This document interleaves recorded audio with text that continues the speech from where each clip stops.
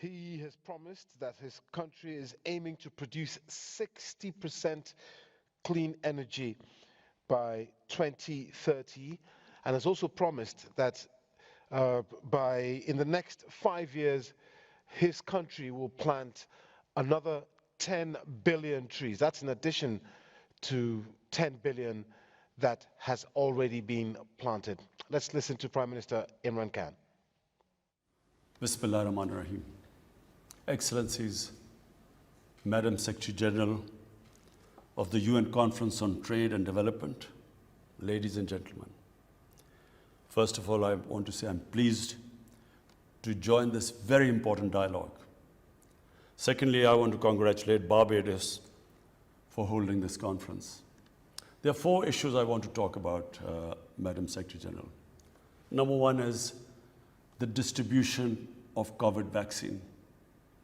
Unfortunately, the richer countries are vaccinating their people 20 times faster than the developing world. This inequity has to be removed. So I would ask the Chair that you must try your best to make sure that the vaccine has more equitable distribution. Secondly, debt relief. I had campaigned for debt relief for the developing world because everything in the developing world, because of the lockdowns imposed because of the COVID-19, have disproportionately affected the poorer nations, the developing nations. So I would recommend that debt relief should continue till the pandemic is over. Thirdly, climate finance. Madam Secretary General, the developing world, and I specifically speak about the small island groups, and of course countries like Pakistan, who are more vulnerable to climate change than even the richer countries. The small islands, because of the rising sea levels. Countries like Pakistan, because we depend upon water from our glaciers for our survival. And climate change has, the rate of melting of the glaciers has increased phenomenally since the weather has got warmer. So I would request that the richer countries contribute in climate finance and especially help those countries whose contribution to carbon emissions are minimal and yet are disproportionately affected by climate change. And fourthly, Madam Secretary General, and for me as crucial as the impact of climate change, is the illicit flow of money from the poor countries, from the developing countries, to richer capitals, to tax havens, to haven destinations.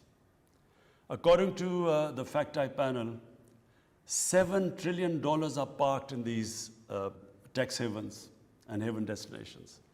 And also, annually, $1 trillion leave the developing countries towards these safe havens. And this plunder is taking place because of the corrupt ruling elites of the developing world. Madam Secretary General, this is a huge crisis. In the coming years, this is going to get worse. This has to stop. And the only way it will stop is if the recommendations made by the FACTI panel should be implemented.